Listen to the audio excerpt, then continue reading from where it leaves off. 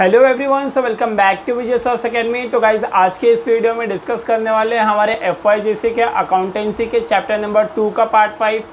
तो पार्ट 4 तक हम लोग ने लास्ट लेक्चर में कर लिया था, जिसके अंदर हम लोग ने एक बोर्ड प्रॉब्लम देखा था, जिसके अंदर हमने 2 एस्पेक्ट ऑफ अकाउंट और 2 अकाउंट किस तरह से हम उससे बाइफर्केशन करके अलग अलग टाइप्स के अकाउंट को अलग अलग जगहों पे किस तरह से लिखना चाहिए, वो सारी चीज़ों को मैंने एक्सप्लेन किया था, जो कि आपका पेज नंबर 26 पे था।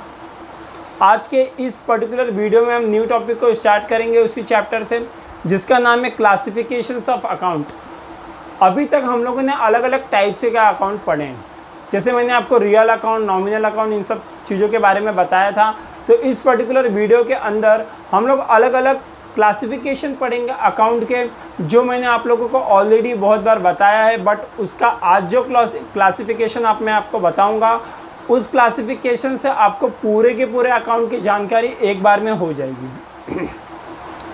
फर्स्ट है आपका असेट अकाउंट, जो आपके पेज नंबर 28 पे आप देख सकते हो क्लासिफिकेशन ऑफ अकाउंट।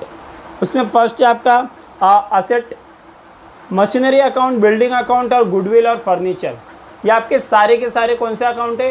ये आपके सारे के सारे आपके असेट अकाउंट बोले जाते हैं। वहीं पे दूसरी तरफ अगर हम देखें तो दूसरा आपका है लाइबिलिटी अकाउंट। लाइबिलिटी अकाउंट में क्या क्या चीज़ें आती है? लाइबिलिटी अकाउंट में गाइस पहले आती है आपकी क्रेडिटर का अकाउंट है। बैंक ओवरड्राफ्ट, बैंक ओवरड्राफ्ट के बारे में मैंने आपको ऑलरेडी बता दिया था कि बैंक ओवरड्राफ्ट क्या होता है। बैंक ओवरड्राफ्ट बैंक लोन या फिर किसी भी तरह का आउटस्टैंडिंग रहेगा, वो सारी चीज़ें लाइबिलिटी अकाउंट के अंदर आती है। आगे आपका कैपिटल अकाउंट है। Capital means what? जब हम बिजनेस में कोई पैसा डालेंगे, तो बिजनेस में पैसा कोई तो डालेगा। जब बिजनेस में पैसा कोई अगर डालता है तो उस बंदे का नाम, यानी आदित्य अकाउंट, ग्रीस अकाउंट, हरीलाल अकाउंट और शर्मा अकाउंट, इस तरह के नाम उसके अंदर आते हैं, जिसे कैपिटल अकाउंट कहा जाता है। आगे है रेवेन्यू एंड गेन अकाउंट। पैसे आने की बात हो रही है, आपको किसी भी तरह का कमीशन मिला, डिविडेंड मिला, रेंट मिला या फिर किसी भी तरह का इंटरेस्ट मिला, ये चारों ही चारों अकाउंट गेन अकाउंट में आते हैं। फिफ्थ है आपका एक्सपेंस एंड लॉसेस।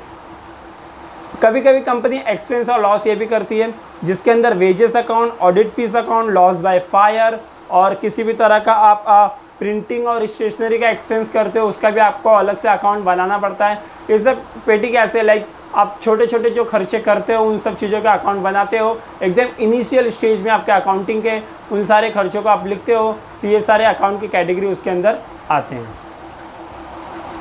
आगे आपका 2 fundamental rules to be followed while record the change in account. 2 fundamental rule है, उसको आपको फॉलो करके चलने पड़ेंगे जब भी आप अकाउंटिंग ट्रांजेक्शन करते हो। तो पहला क्या है? किसी भी तरह का अगर असेट में इंक्रीज आया तो उसे डेबिट करो, और अगर डिक्रीज आया तो उसे क्रेडिट करो।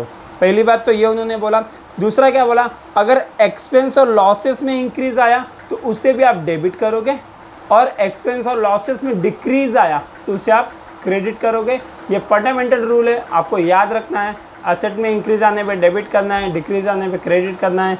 वहीं पे एक्सपेंसेस और लॉसेस पे इंक्रीज आने पे आपको डेबिट करना है, और एक्सपेंसेस और लॉसेस में डिक्रीज आने पे आपको क्रेडिट करना है।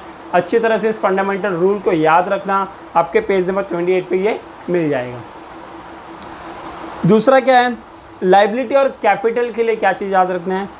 इंक्रीज अगर लाइबिलिटी में होगा तो क्रेडिट में जाएगा, और लाइबिलिटी में डिक्रीज होगा तो वो डेबिट में जाएगा, और इंक्रीज इन कैपिटल होगा तो वो क्रेडिट में जाएगा। ये आप जो रूल है आप खुद से पढ़ सकते हो। इसका जो प्रैक्टिकल यूज़ आएगा वो आपके अगले सम्स में आएगा, अगले पेज में जो आपको एग्जाम्पल दिया हुआ है। पूरे एग्जाम्पल को अच्छी तरह से देखेंगे कि किस तरह से डेबिट एंड क्रेडिट किसी भी अकाउंट में होता है, और कौन सी चीज़ कहाँ पे कब जाती है और क्यों जाती है।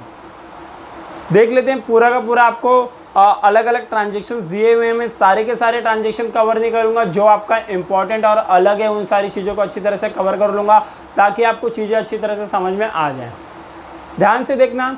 फर्स्ट आपका क्या है कि किसी ने बिजनेस को स्टार्ट किया। Sanjay commence a business. Sanjay ने बिजनेस को स्टार्ट किया। कितने रुपए से स्टार्ट किया? 70,000 से।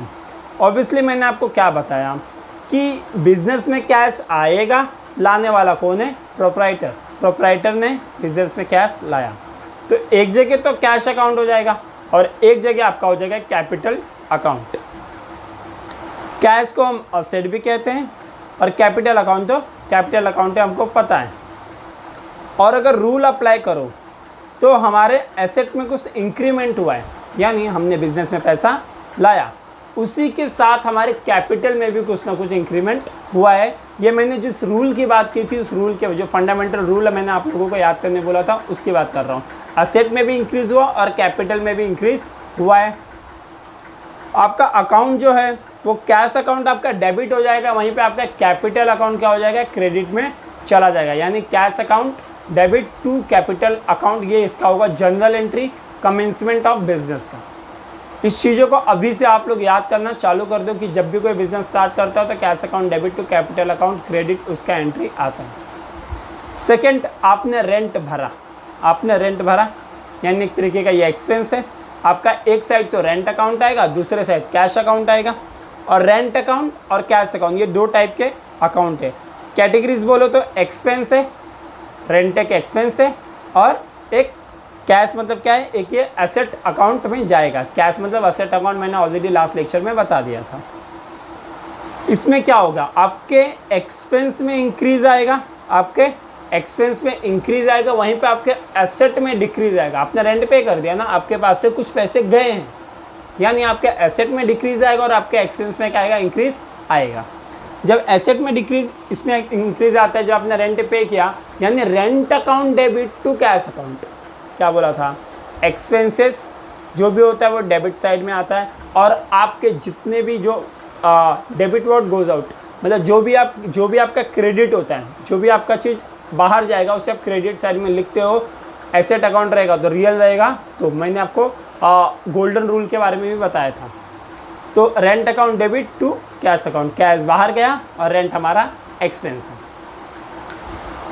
विड्रॉन, फोर्थ देखो आप, थर्ड तो आपका सेम है, बैंक अकाउंट से पैसे विड्रॉ किए। फोर्थ क्या है, पेड वाइफ्स मोबाइल बिल। अब अगर आपने वाइफ का मोबाइल बिल पे किया है आपके बिजनेस से, तो यानी एक तरीके का ये क्या हो गया, ड्राइंग हो गया। जब भी कोई बिजनेसमैन अपने पर्सनल यूज़ के लिए जब पैसे निकालता है तो उसे ड्राइंग कहा जाता है। फर्स्ट चैप्टर में मैंने आपको जब कॉन्सेप्ट एक्सप्लेन किया तो इस चीज़ों के बारे में मैंने आपको बताया था अच्छी तरह से। तो क्या आएगा, ड्राइंग अकाउंट आएगा और कैश अकाउंट आएगा। और अगर मैं उसका जनरल एंट्री की बात करूं तो जनरल एंट्री किस तरह का है, drawing account debit to cash account, drawing account debit to cash account. इसमें क्या होगा, decrease in capital and decrease in asset. आपका कैपिटल भी गया और आपका असेट भी डिक्रीज हो गया। आगे देख लेते हैं कुछ अलग है क्या। Purchase of goods of Sunil, ये ऑलरेडी हमने कर लिया है, हमने सुनील से गुड्स परचेस किया है। ऑब्वियसली क्या, कौन सा एंट्री आएगा उसके अंदर, purchase account debit to Sunil account, purchase account debit to Sunil account. जब भी हम कोई किसी का नाम आएगा तो मैंने आपको बताया था, जब भी किसी का नाम आता है यानी हमने वो पर्टिकुलर गुड्स क्रेडिट पे लिया है, उधारी पे लिया है। रिसीव्ड कमीशन, कमीशन मिला यानी कैश आया, cash account debit to commission account. जो भी एक्सपेंस हो गया हमारा वो क्या हो गया, अरे सॉरी इनकम हो गया। इनकम यानी जो भी कमीशन था आपको मिला हुआ है ना, इनकम हुआ तो वो क्रेडिट में जाएगा, ये गोल्डन रूल में लिखा हुआ है। इनकम हुआ तो वो क्रेडिट में जाएगा, गोल्डन रूल में लिखा हुआ है। And debit what comes in, यानी cash account debit to commission account. इस गोल्डन रूल को और जनरल एंट्री को सिर्फ आपको अच्छी तरह से दिमाग में रखना है, जो कि लंबे समय तक आपको हेल्पफुल रहेगा आपके अकाउंटेंसी के अंदर। ये पूरा आपका था एग्जाम्पल, जिसके अंदर आई होप सभी लोगों ने अच्छी तरह से एग्जाम्पल को सुना होगा, समझा होगा चीज़ों को।